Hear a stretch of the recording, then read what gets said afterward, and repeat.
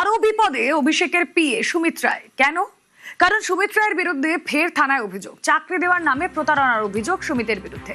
ডেবরা থানায় সুমিত রায়, সুজয় হাজরার বিরুদ্ধে অভিযোগ। অভিষেকের পিএ সুমিতের বিরুদ্ধে জালিয়াতি, প্রতারণার অভিযোগ। সুমিত রায়ের খোঁজে কালীঘাটে অভিষেকের বাড়িতে যায় পুলিশ। মেদিনীপুরের প্রাক্তন তৃণমূল বিধায়ক সুজয় হাজরা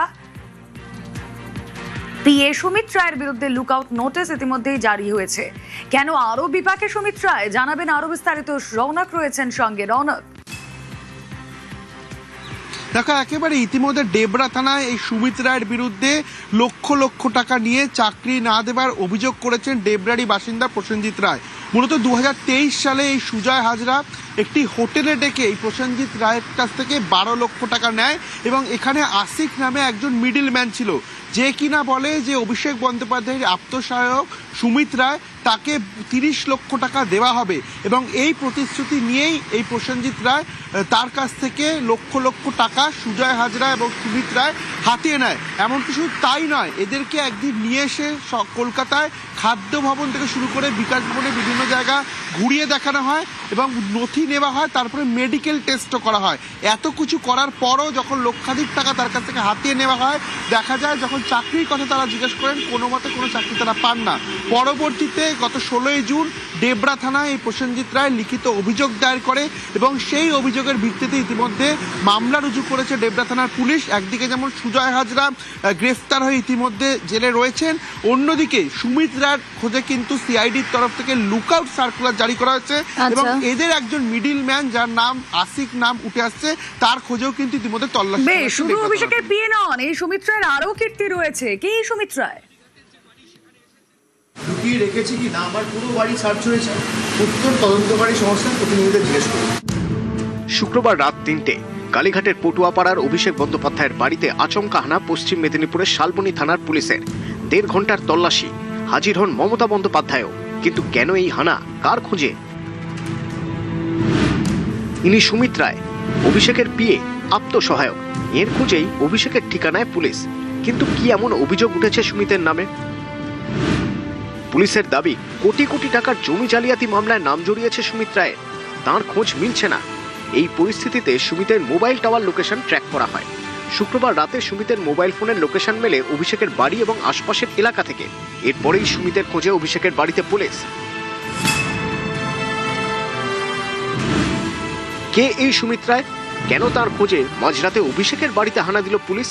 অভিষেকের সঙ্গে কেমন সম্পর্ক তার? শোনা যায় সুমিত অভিষেক বন্দ্যোপাধ্যায়ের ছোটবেলার বন্ধু। একসঙ্গে পড়াশোনা, রাজনৈতিক জীবনেও সুমিতকে পাশে নেন অভিষেক। সুমিত হয়ে ওঠেন অভিষেকের ছায়া সঙ্গী। মিতভাষী হলেও সুমিত নাকি অসম্ভব দাপুটে। শোনা যায় অভিষেকের কাছে পৌঁছতে হলে আগে পৌঁছতে হতো সুমিত রায়ের কাছে। সে পথও এতটা সহজ নয়। সুমিত পর্যন্ত পৌঁছতেই নাকি কালঘাম ছুটে যেত বহু তাবড় নেতা মন্ত্রীর। অনেক সময় সুমিতের সঙ্গে দেখা করার জন্য 6-7 ঘন্টা অপেক্ষা করতে হতো। তারপরেও সুমিতের দেখা মিলবে এমন গ্যারান্টি ছিল না। দেখা করতে অপেক্ষা, কথা বলতেও অ্যাপয়েন্টমেন্ট। আমার সব থেকে মনোকষ্ট হয়েছিল কাউন্টিংয়ের দিন, যেখানে আমি দেখছি যে আমি জিতে গেছি। আমার 4 জন ছেলে ছিল সাথে, তাদেরকে মারার জন্য উপক্রম হয়ে গেল, তাদেরকে মেরে ফেলবে। আমার হাজব্যান্ডকে তাকে বললাম যে তুমি অভিষেক ব্যানার্জিকে বলো, মমতা ব্যানার্জিকে বলো এখান থেকে ছাড়িয়ে নিয়ে যায়। এতবার ওদেরকে ফোন করলো, কিন্তু একটা ফোনেরও উত্তর দিল না। অনেকে বলেন বহু যোগাযোগেই অভিষেকের দূত ছিলেন সুমিত। দল এবং সরকার দুই অলিন্দেই নাকি স্বাচ্ছন্দ্যে যাতায়াত করতে পারতেন সুমিত। কানাঘুষো এমনও শোনা যায় তিনিই নাকি ঠিক করে দিতেন কোন কথা অভিষেকের কানে পৌঁছানো দরকার আর কোনটা দরকার নেই। তৃণমূল কংগ্রেসের অন্দরে তার পরিচয় ছিল বসের সেক্রেটারি। অনেকে অবশ্য বলছেন আসলে তিনি ক্যামাক স্ট্রিটের হয়ে উঠেছিলেন বস। অভিষেক বন্দ্যোপাধ্যায়ের সময় কখন পাওয়া যাবে, অভিষেক বন্দ্যোপাধ্যায়ের সঙ্গে দেখা করতে সত্যি কেউ আসতে পারবেন কিনা, এমনকি অনেকে যদি ক্যামাক স্ট্রিট পর্যন্ত এসে পৌঁছনো তিনি অভিষেক বন্দ্যোপাধ্যায়ের কাছে পর্যন্ত পৌঁছতে পারবেন কিনা, তার সবটাই নিয়ন্ত্রণ করতেন এই সুমিত রায়। সোশ্যাল মিডিয়ায় অভিষেকের নামে ফ্যান ক্লাব, অভিষেকের পিএ সুমিতের নামেও ফ্যান ক্লাব। সুমিত রায়ের বিষয়ে আমি কোনো মন্তব্য করব না। এসব বিরাট উপদিক্কার ব্যাপার, কার্যত তিনি বস, তিনি তার ফ্যান ক্লাব হয়ে গেল। সুমিত রায় ফ্যান ক্লাব, সেই ফেরেবাজগুলো কোথায়? সেগুলোকে একবার পুলিশ কান ধরে টেনে আনো যে সুমিত রায় ফ্যান ক্লাব আর কি হচ্ছে। সুমিত রায়কে খুশি না থাকলে অভিষেকের টাইম পাওয়া যাবে না। অর্ধেক কর্মীদেরকে হতাশ করা হয়েছে। এইসব সুমিত রায় জাতীয় লোকজন এরা গোটা পার্টিটার 12টা বাজিয়ে দিয়েছে।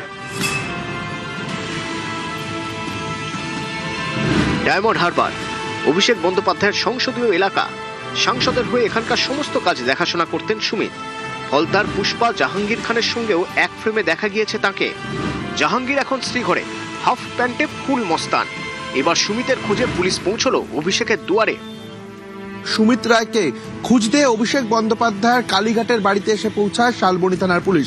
দীর্ঘক্ষণ সেখানে তল্লাশি অভিযান চালানো হয়, কিন্তু সুমিত রায়ের খোঁজ মেলেনি।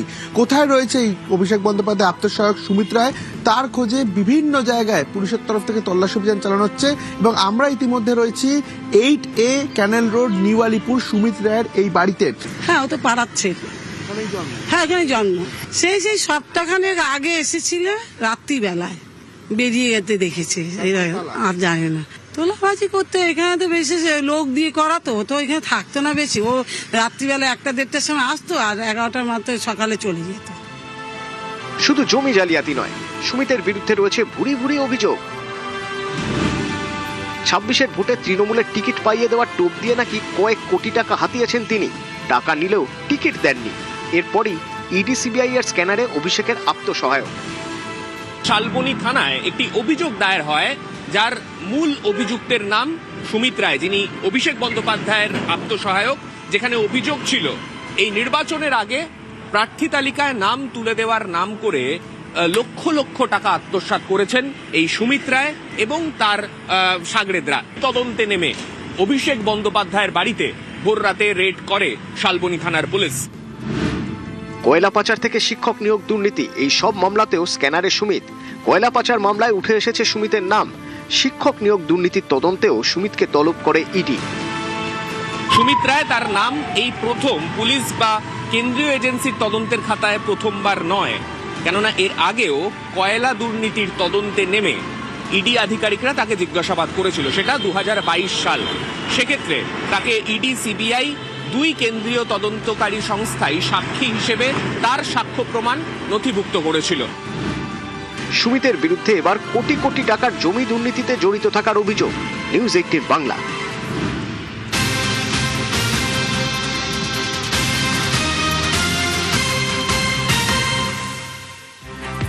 ডেবরা থানায় সুমিত রায়, সুজয় হাজরার বিরুদ্ধে অভিযোগ। অভিষেকের পিএ সুমিতের বিরুদ্ধে জালিয়াতি প্রতারণার অভিযোগ। এই বিষয়ে আরো ডিটেইলে জানবো। রৌনক রয়েছেন সঙ্গে। রৌনক, কি অভিযোগ এক্স্যাক্টলি জমা পড়ে তাদের বিরুদ্ধে এই ডেবরা থানায়? দেখা একেবারে ডেবরা থানায় যে ব্যক্তি লিখিত অভিযোগ করেছেন প্রসেনজিৎ রায় নামে, তিনি জানিয়েছেন যে 2023 সালে সুজয় হাজরা তাকে একটি হোটেলে ডেকেছিলেন এবং সেখানে বলা হয়েছিল যে তাকে চাকরি দেওয়া হবে, প্রথমে 12 লক্ষ টাকা দিতে হবে তার জন্য। সেখানে 12 লক্ষ টাকা তিনি দেন এবং একজন মিডিল ম্যান ছিল, পুলিশ সূত্রে জানতে পারছি তার নাম আসিক।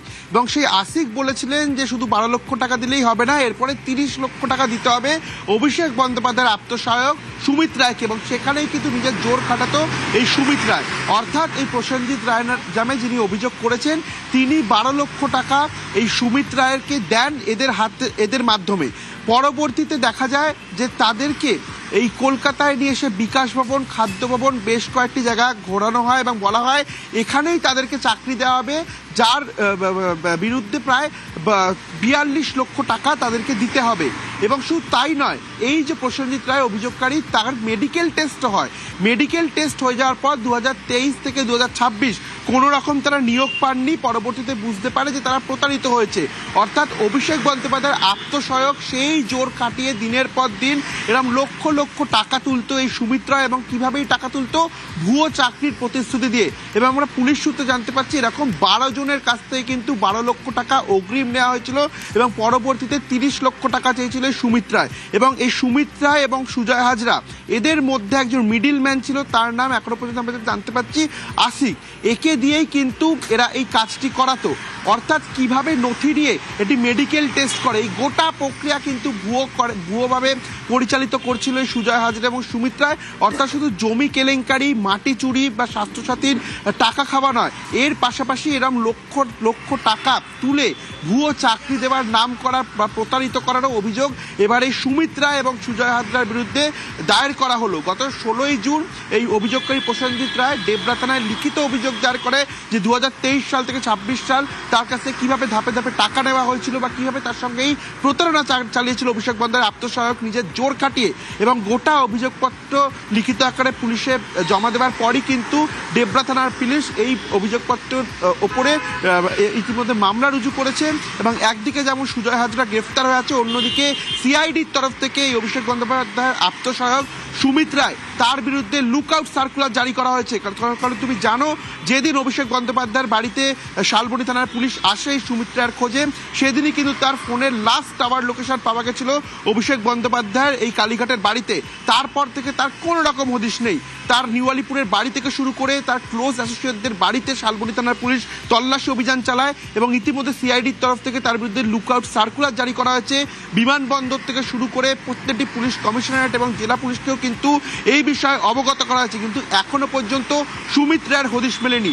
এবং এই যে মিডিলম্যান আসিক, সে আসলে কে, এই বিষয়টিও কিন্তু পুলিশের তরফ থেকে খতিয়ে দেখা হচ্ছে। ওকে।